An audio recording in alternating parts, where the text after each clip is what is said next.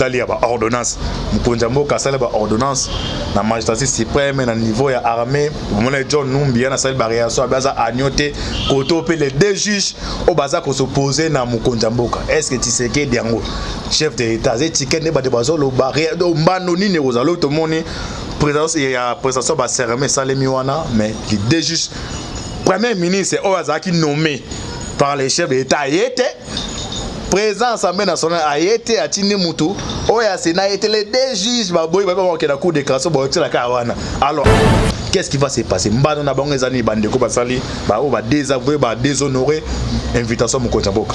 Non, Bado la bango c'est fini. Baza la cathédrale na Mukuse mais na ko développer. C'est fini déjà leur carrière comme magistrat, c'est fini. C'est fini.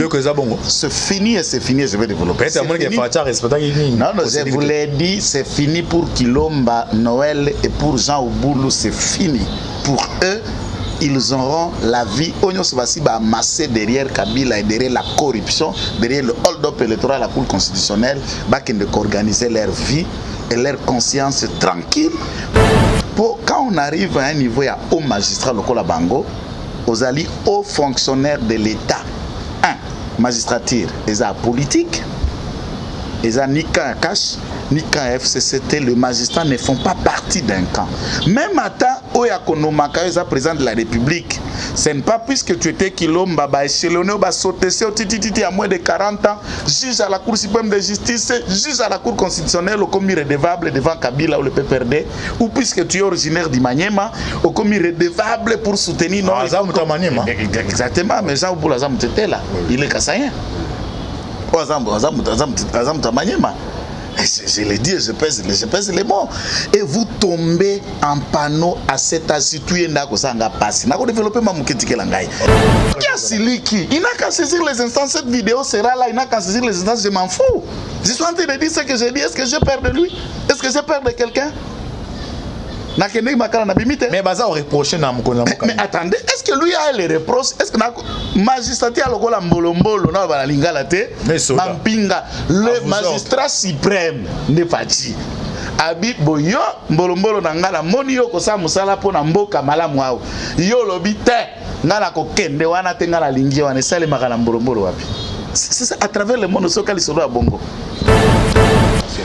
Bonjour, bonjour, bonsoir, bonsoir. Na balandino sur la vie BATV, la voix céleste.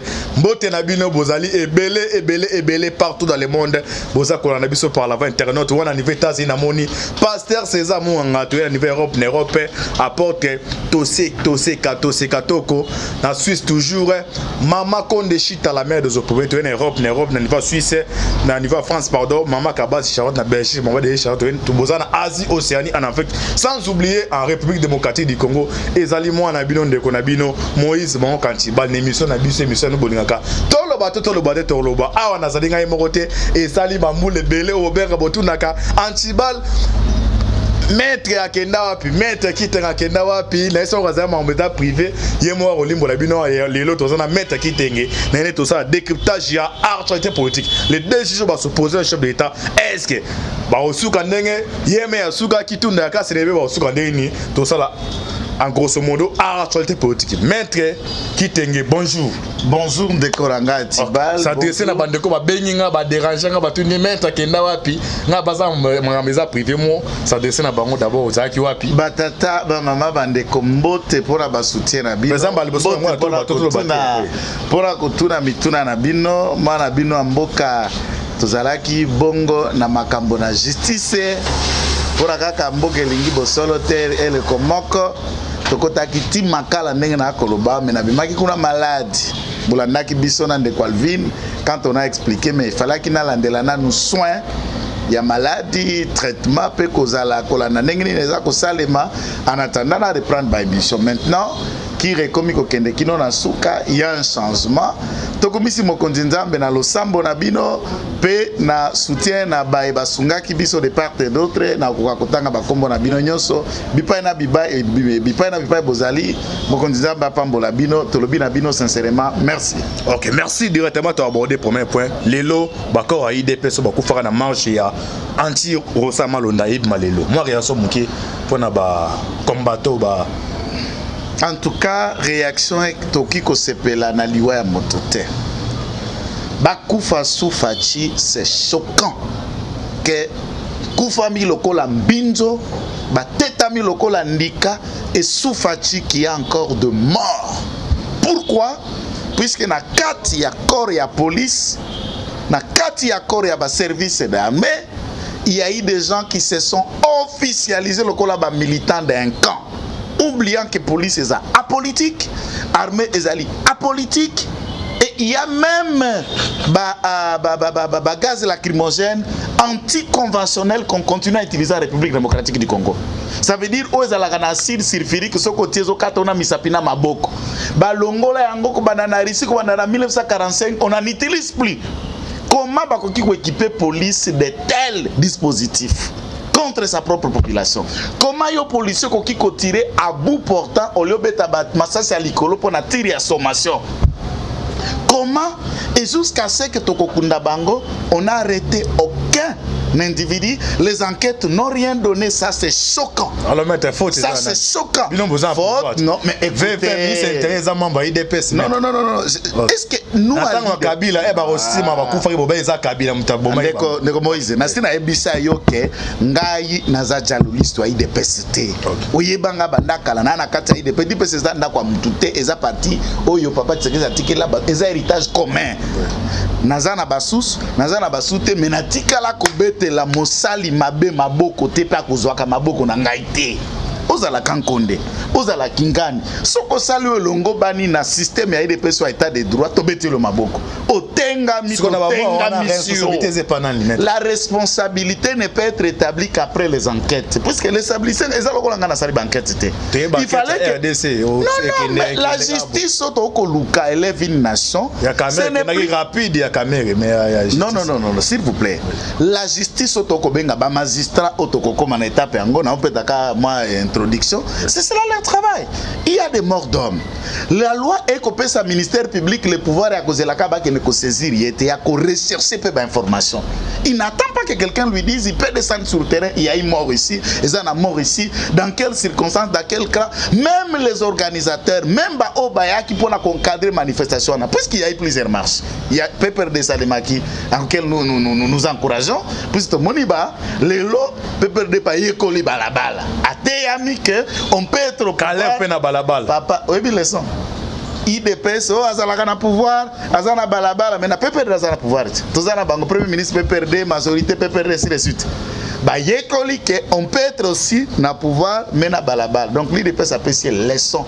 Yaki mukolo pe basimile pe élève munen lokola kalève aye na balabala ko yekola comment on peut être au pouvoir et dans la rue.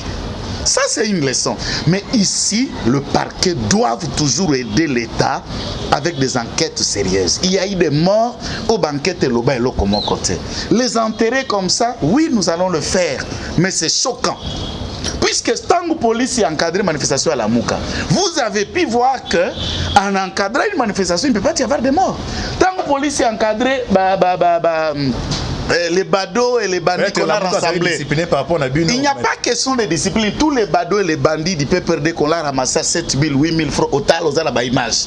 Si la police a encadré ces Koulouna-là et les bandits, et il n'y a pas eu de casse, est-ce que la police était-elle incapable d'encadrer les militaires de l'IDPS? Ça sonne mal, je vous informe. Ça, c'est aux eaux sautées. Hier, hier et avant-hier, combien de morts à Kassumbales? Tu te souviens qu'il a encouragé que Batumbi Bandako Basali des ordres pas militants?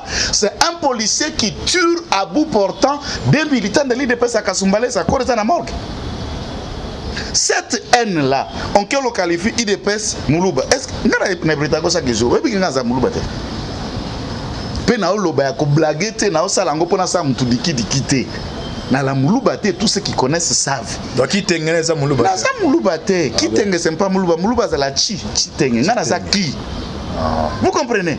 Est-ce qu'il faut considérer ce mutu na IDP ça za Moulouba? Ce qui mutu za ka za Moulouba, so moni mutu za na moto za Moulouba et c'est une bête à battre. C'est anormal.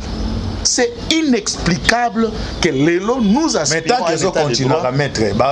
Si les auteurs ne sont pas appréhendés et sanctionnés durement, ces méfaits, et oui, qu'on continue. Ça, nous regrettons que message aux VPM, c'est ordonner les enquêtes, puisqu'il y a une police de police. Oui. Les services et renseignements militaires ne sont pas non. Les renseignements militaires, les renseignements militaires se dissimulent parmi la foule pour vérifier mais conduite ya baï soda. C'est puisqu'on sait qu'un militaire ou un policier peut connaître commettre une infraction et quand même pas la juridiction, ils allaient compétents au Sambisaye. Et quand nous pouvons voir ces bourreaux ici être traduits, comme la dame là qui a tué Rossi Mukendi, comme le général qui a tué Sebea, comme les autres, tous ces gens-là qui croupissent et qui continuent, nous appelons justice et nous attendons que l'état de droit fasse de mieux pour Nabango. Ça ne sera pas négociable. Okay, et ceux qui nous suivent doivent apprendre que ça ne sera pas négociable. Ok, merci maître Kitenge. Nous allons continuer toujours dans l'actualité. Directement, tu as abordé maman El Kamnabiso na Bingselo Atoso Anayo. Ils ont makambetali ya ba ordonnance.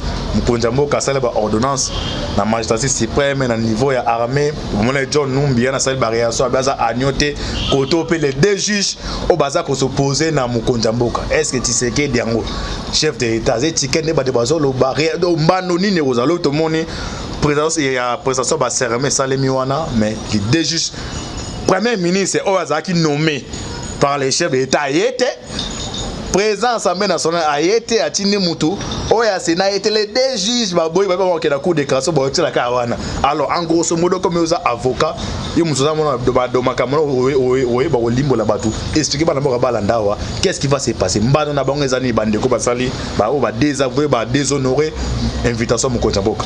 Non bado la bango c'est fini baza la katira na mukuse mena ko développer c'est fini déjà leur carrière comme magistrat c'est fini. C'est fini.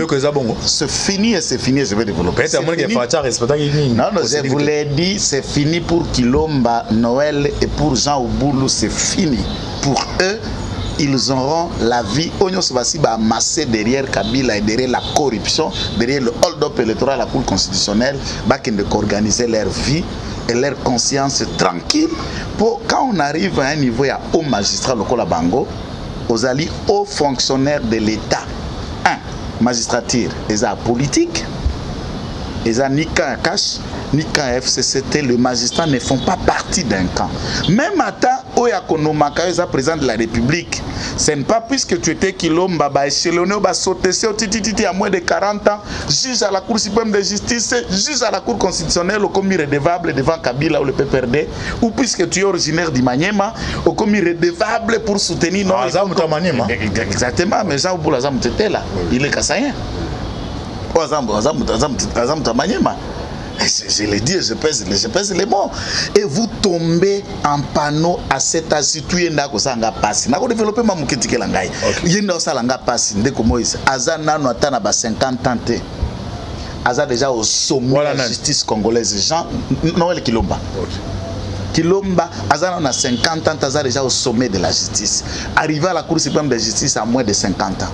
Juge à la Cour constitutionnelle. Et à part ça, je ne voulais pas ici qu'on manquait un aspect important. C'est un monsieur intelligent, brillant et lucide. Donc personnellement, Boïbier. Corrompu et au service du PPRD. Voilà un peu les deux mots qui le caractérisent. Il est intelligent, il est brillant. Est-ce que moi j'ai besoin de la preuve pour dire que Kilomba est sola? Il n'a qu'à saisir les instances. Cette vidéo sera là, il n'a qu'à saisir les instances. Je m'en fous. Je suis en train de dire ce que j'ai dit. Est-ce que j'ai peur de lui? Est-ce que j'ai peur de quelqu'un? Mais baza reproché na Mukonjamboka. Mais attendez, est-ce que lui a les reproches? Est-ce que magistrat a lokola mbolombolo na ba lingala te? Mampinga le magistrat suprême ne fati. Abi boyo mbolombolo na ngala moni yo ko sa musala pona mboka malamu awo. Yo lobi te ngala ko kende wana te ngala lingi wana sale makala mbolombolo wapi. C'est ça à travers le monde sokali solo ya bongo. Maintenant na zongela. Na 9 juges au ya Cour constitutionnelle. Baza lokola 3 misatu bauta ke pa Mukonjamboka. Misatu bakouta kuna bae parlement, hein? Misatu bakouta na corps to ya ba magistrature to kokata na mukuse conseil supérieur de la magistrature misatu bakota ba politique misatu bakota pa mokonzi nde bango nyonso neuf basali les 9 juges ya siège à cour constitutionnelle. Jean Ouboulou aza magistrat de carrière, aza lokola ba nominé oté, azalaka avocat, comme juge, azalaka député pro national, a comme juge, azalaka directeur de cabinet au Bemina comme professeur Mavungu, au comme juge, c'est pas ça. Wana baba magistrat d'abord de carrière toute leur vie comme magistrat ba échelonné de parquet, de tripé, de TG jusqu'à ba comme na ba instance ba commis wana. Papa Jean Ouboulou d'ailleurs, il est déjà à la porte de la retraite, c'est un vieux de plus de 60 ans. Voilà comme écoute na suka vina yo ko sala nga pas ndo zana na à fleur d'âge professionnel et il va sauter le la pétard na mukepe na mukuse. Lorsque le conseil supérieur de magistrature a bimisi Kilomba après 6 ans au boulot na kati na bango bakenda na cour de cassation kora to benga ka lezalaka cour suprême de justice bango nyonso baleka lokola bazuzu kuna na cour suprême de justice avant bakoma na cour constitutionnelle. Et mokonzi mboka na ko dispatching amoni esalelo ya Kilomba esalelo ya Ubulu bakozala utile pour la nation na cour de cassation pour un débat utile a permis bango. Maintenant l'ordonnance du président magistrat suprême pour na koyeba il faut yeba rabo lokomoko mise en place au Koloba, non, il va consulter le conseil supérieur de la magistrature pour consultation. Mais pour la nomination, comme ça moutou juge, Kolongo l'appelle moutou juge, président de la République à Solagana moutouté. Ils ont pouvoir discrétionnel. Pour qu'on révoquer yo, pour qu'on commissaire juge à Solagana moutouté. Nandenge ya mibeko na okota na mutindote. Puisque ata tango Kabila Zalaki il a révoqué des centaines ya ba magistrats wa batunyo so bayebi et Kabila Père Tango il a révoqué des dizaines de magistrats. Batno Sobayebi Nani Oyo Akendaka Kotuna Kabila Benangela Longola Tele Kosabi Kolongola Tele Kolongola Tele, c'est le chef qui nomme et c'est le chef qui révoque magistrat. À ce stade, s'opposer au magistrat suprême est un acte de rébellion. Ce qui président a revoir décision na wanate. Conséquence juridique est que étant donné qu'ils sont nommés comme juges à la Cour de cassation et ils s'opposent à cette décision puisque l'ordonnance où est nommé qui bango na Cour constitutionnelle c'est l'ordonnance du président Kabila à l'époque et l'ordonnance du président Fassi est quoi abrogée parce que moi n'a pas disposition à souka nezalaka ordonnance est quoi abrogée par disposition sont antérieures au ezalaka kala dès lors que cette ordonnance abroge officiellement ils ne sont plus juges à la Cour constitutionnelle. Puisque l'ordonnance actuelle a abrogé la décision qui a fait des juges. Ils ne peuvent plus saisir à la Cour constitutionnelle puisqu'il n'y a plus un acte juridique, un acte légal qui fait des juges à la Cour constitutionnelle. N'étant pas soumis, n'ayant pas prêté serment, Bakokota le sous-juge na Cour de cassation T.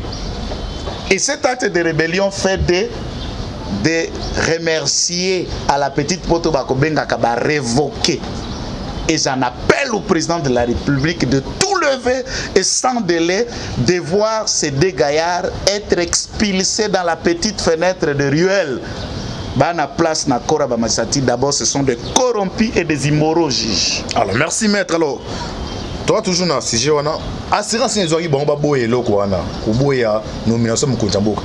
Si ma bango qui est derrière bango. Papa, assurance on a répondre à qui est derrière. Te batu na tunda ne bakoyeba qui est derrière qui wako obimisa maseka tuna tunda. Abenga tunda yaka sende akolana. Tuna yaka sende na la derrière yaka sende. Awapi alaka pese ya nani ya CEP Congo. A démissionné kuna président ministre. Alungwe ministre heureusement kaza avocat. Azongi na kimsana na avocat. To comment ter banana babaro ko samba. Atunda ya tunda ko ebisa atunda ko ebisa atunda papa premier ministre yaki na koyamba président la pika pesa yo ilukamba explication yo nani aussi au mona wapi le président s'explique devant le premier ministre par quel pouvoir au mona ki kokobar ko zoka ba fonction la ba responsabilité musota la bokoko eko kanana musalo ko sala de atunda na ko ebana na zali boso na ye. Alors absence na bango ya lobby tunda pardon nini premier ministre Mabunda attaque membre IDPS. Est-ce que coalition là ça donne message à BT? Est-ce que ezala qui réunion à parti politique? Ezala qui réunion à FCC cash? Baya te ce n'était pas une réunion à FCC cash. Ezala qui prestation serment à organes aux alliés indépendants. Ça sonne quoi? Que la présidente de Mabunda va rendre quoi? la présence de Tambemambe ko changer nini. Il y a Papi Lunga peut-être âge. À la muka kinzoto ko simbata mukolo. Ça va changer quoi? Qu'il soit là présent ou pas. Ces magistrats ne sont pas entrés en fonction. Est-ce que la présence de Mabunda n'est qu'au rang de crédible? Moussa, le président de la République, c'est Ngala Sala, Bajizo, c'est Ngala Basala. Et c'est là qui réunion politique, et c'est là qui paie, fête anniversaire. Baya, manque à respect. Mon chef d'État, Zahana. Ils vont ça, ce qui respecte, c'est Batuna Tunda. J'insiste, pas les gens à Mutuna Bituna et Zaneni. Vidéo, quoi? Batuna Tunda, vidéo. C'était mes vidéos, point. Et ça, sous vidéo, t'as la tête, mes vidéos, quand Batuna Tunda, Bakati vidéo. La corona, bakati vidéo. Ça la fois usage de faux bakanga, il faut pas ne bakanga. Papa dossier judiciaire ils ont continué. Qui vous a dit justice on les a gouvernés mais administratif. Les gouvernements n'arrêtent pas. Bon les instances moussous. Ben instance judiciaire les a que poursuivre tout puisqu'un faux commis par un fonctionnaire de l'État, c'est 10 ans d'emprisonnement. Et là, il est devant le 10 ans. C'était un avocat, non? Na école droit na liboso na été. École droit avant na sisata humanité. Ça veut dire lorsque au ali intellectuel professeur d'université le rôle là-bas tout sous kotanga tanga ba il y a beaucoup de professeurs merci Kabila oh bah aussi ça ba thèse car la période de Kabila va professeur sans charge horaire aux professeur mais cours autant qui ça professeur carton et il va dire aux la charge horaire moi côté ça que ça cours ya nini ya misili to yebite côté ça cours ya misili moi ça quand même professeur mais nous ba ko nyang le ba tout ça ba professeur mais cours autant qui ça université autant qui ça to yebakate pas professeur. Y'a professeur Naomi il a la charge horaire na iniki ni pas ailleurs na ibise so côté na université moko ya physique peut-être na koloba na yo boye sokoza intellectuel okomi jaleloliste yako kamata pona kolakisa ke moi c'est fidèle à Kabila un haut fonctionnaire comme Kalev. Tu oublies qu'un service de renseignement est un service de fonctionnement, il y a l'État. Et avant, il y a déjà eu des snip depuis à Mobutu. Depuis un heure, il y a eu des Kandarawes, il y a eu des globaliste. Jour ni mona ancien directeur, il y a un heure, se sont comportés un petit militant comme Mutombo Kalev. C'est de sa vie. Selon les informations, il va révoquer définitivement dans un heure. Mais il va faire quoi puisqu'il a choisi de faire son cas? C'est comme Didier Toumba. Didier Toumba comme un modérateur, comme il est en retraite, c'est fini, il n'est plus réserviste à l'armée ne peut plus le récupérer. Des gens qui choisissent tout bonnement, si les gens pensent que l'avenir c'est Kabila, ils nous donneront raison, ils sont en train de se tromper, puisque Kabila pour le moment a un grand questionnement sur son avenir politique et sur son avenir personnel. Mais il y a mal de définir qu'il va devenir d'ici 2 ans. Comme il a été. Il faut sécuriser le pouvoir et sécuriser le POT. À sécuriser la magie. Oh, ngai raïs. Bon, à mon raïs, à tinda ta avocat. À longola ta et moi. À bengana na bisa longolo wana. O ba ko kwaka kwaka. E ba ko beto boto. Na ko sécuriser yo. Fongola mutu mbokeza ya biso mbokeza ya Tshisekedi Félix te eza ya Kabila Kabange te mbokeza ya ba congolais biso nyonso. Pourquoi tokolinga mboka te koleka ba intérêt personnel ya individu? Vous voulez rester à la cour pour sécuriser l'intérêt de qui? Puisque c'est le Congo qui vous êtes en train de choisir le corps pour servir en magistrat. Parce que mon Konja Kokamba Congo, ba Congolais va voter Kalbi Papa et Oza Mosali à Congo, na magistrature qui est na cour de Kassabi, ngai kakao. Puisque on protéger l'intérêt à nani. On sécuriser nani. Il y a Bozoba, il y a qui bololé. Moi je regrette Kouloutou Nangai, Jean-Noël Kilomba. Tu sais, moi-même, je suis fils d'un enseignant comme lui. Et mon père est resté enseignant, son père, paix à son âme, un papa modèle. Ça, je ne vais pas jouer à tout ça, la famille, puisque je sais de quoi je dis. Nabotama na Kibombo. J'ai grandi à Kibombo et j'ai quitté Kibombo déjà un grand monsieur.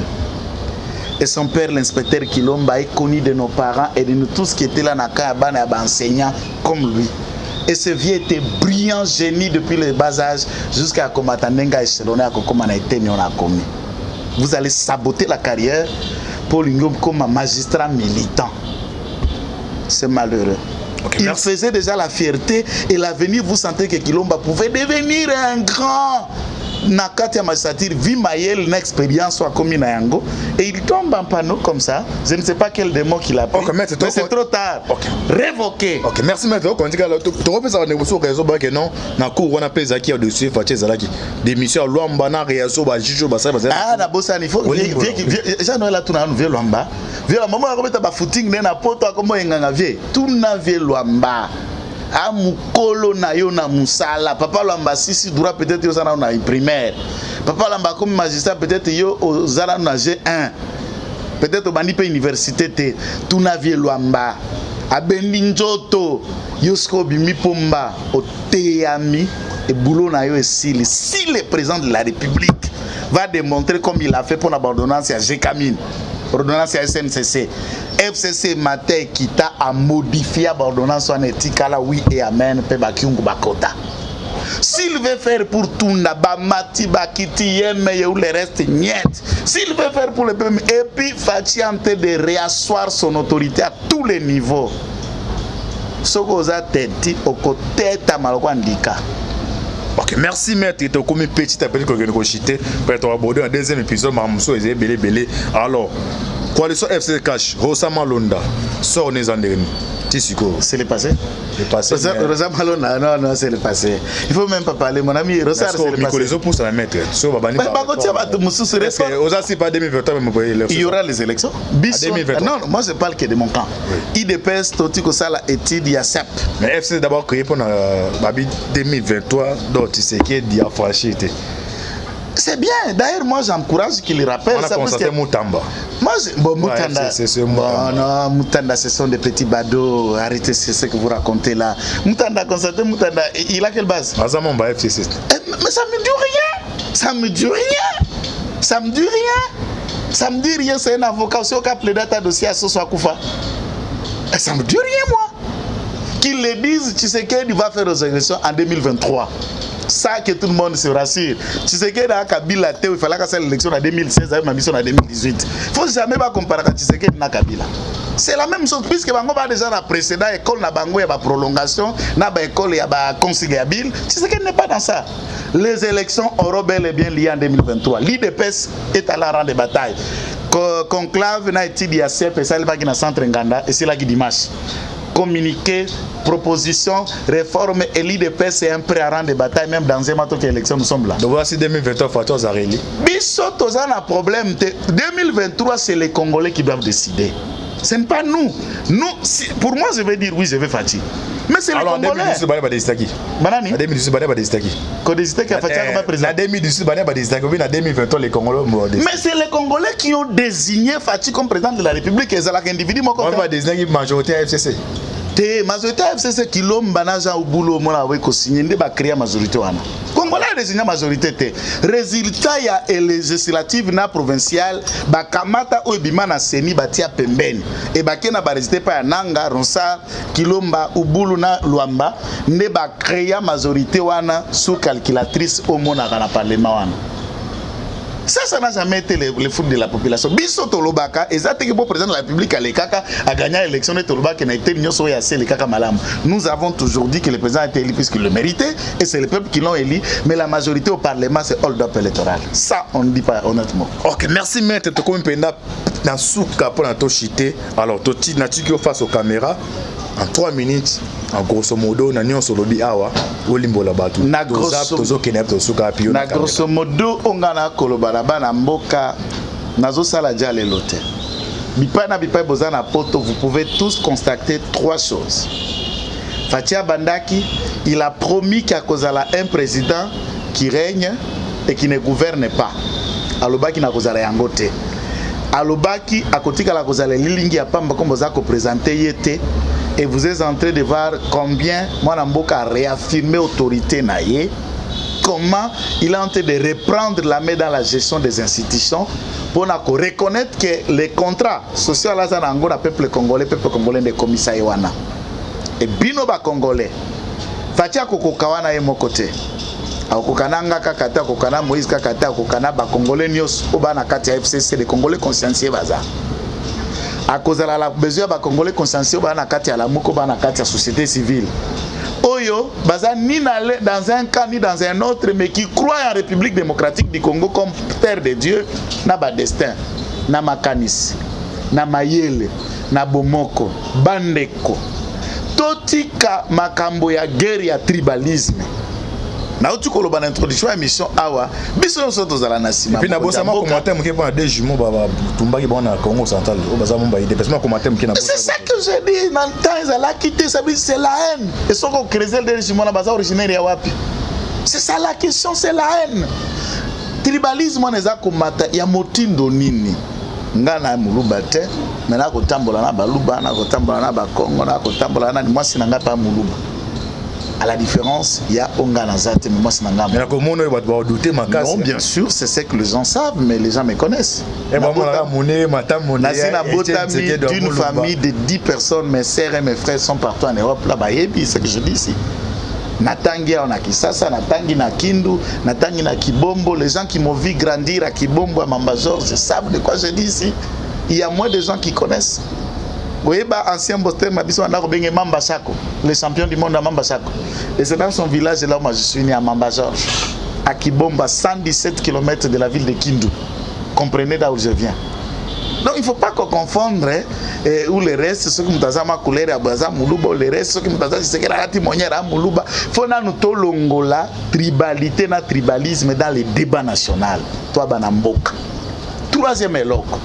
Mais c'est Ilunga Ilunkamba ne freine pas l'État, démissionne. On montre tes limites, incompétence. Non, Makamba Dollar est le président de la République. Le président de la République a une vision. Moi, je traduis la vision en activité, c'est le Premier ministre.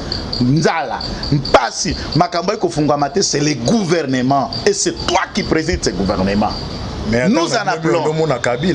Nous en appelons. C'est ça que je dis. Nous en appelons le départ sans délai de Ilunga Ilunkamba. Tout en disant ceci. Kabila, lorsqu'il est en 2001, sauf erreur de ma part, n'avait que 29 ans. Et l'Ingi Kolobanine de Moïse. C'est qu'un jeune peut faire rêver, peut faire des choses. N'avait pas à côté, tout le monde a dit ce qu'il a dit. Et il a fait ce qu'il a fait de 2001 à 2018. Et il est là, commissaire autorité morale. Il n'a même pas 50 ans. Cela veut dire quoi? Ce qui va passer un jeune et bonga, il peut apporter du sang nouveau, peut Congo sur gouffre. Il y a des jeunes. Il y a eu des élections de cycle électoral. Il y a des élections de Bape Sabiso, premier ministre, Mobangete. C'est ça que je suis en train de chercher de dire. Ok, merci maître. Dans deuxième épisode, au limbo la laisse, peut-être à l'aise, dossier de la caméra, à l'aise, à l'aise, il t'a memba. Moi, numéro de téléphone, je suis perdu, numéro de Kolebelo, je suis dans le monde. Plus 243 numéro Nabiso, 99 119 34 33, plus 243 99 119 34 33. Nzambe Apambolabino, le peuple gagne toujours. Ok, merci na le peuple gagne toujours. On est le basuka na maître qui tengue. To komi na souke mission na biso mission no. To lo baté, mitune zaki nga ba réponse zaki ya maître. Na deuxième épisode to sama so mususu. Pour partager vidéo, Nzambe Apambolabino. Merci mingi na John Maboke beno na ma caméra. Affaire à souverain. Ciao. Où tu rendras compte devant le Seigneur toute ta vie sur terre. Après avoir tout gagné, l'on s'en va seul, sans rien amener. Oninga, faut me perdre tout plutôt que de perdre son âme. À quoi bon tout gagner, demain sera que vanité. Vanité, faut me perdre tout plutôt que de perdre son âme. Perdre son âme, perdre son âme. À quoi bon tout gagner, demain sera que vanité. Moninga, Moninga, Moninga, Moninga, tala tangwe koleka Moninga, Moninga, tala bato bako kende. Kosala lolendo na mokili okanisi mokili yango yayo etala bato bakoleka tango ekomema ngai tango ekomema tango ekotika moto te bakulutu bayakala basi bakende moninga tala tango ekomema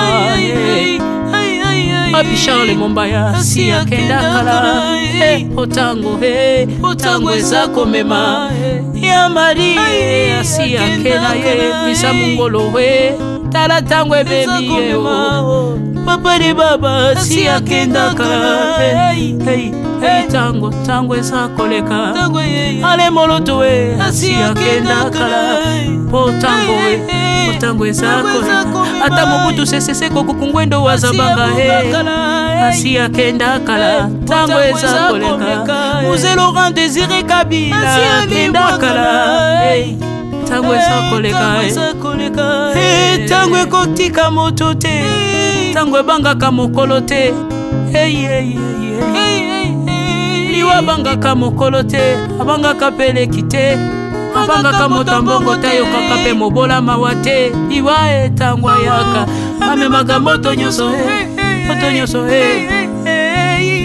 tango ekoleka ndenge na bomoi na yo epana yawe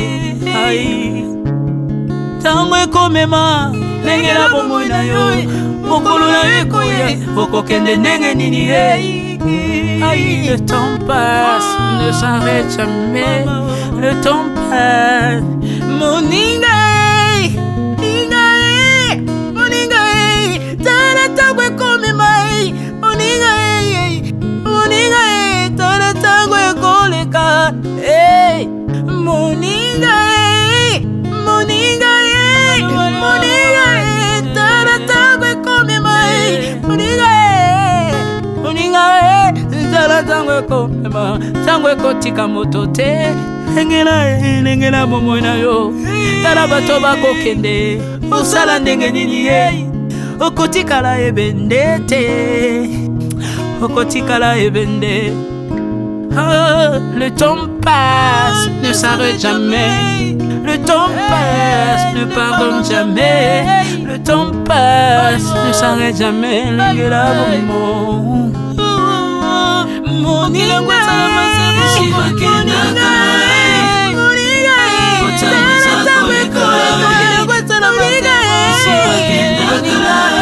tala tango ekoleka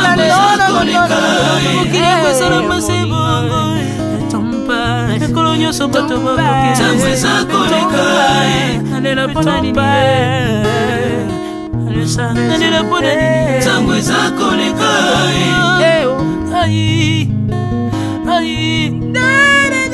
tango eza koleka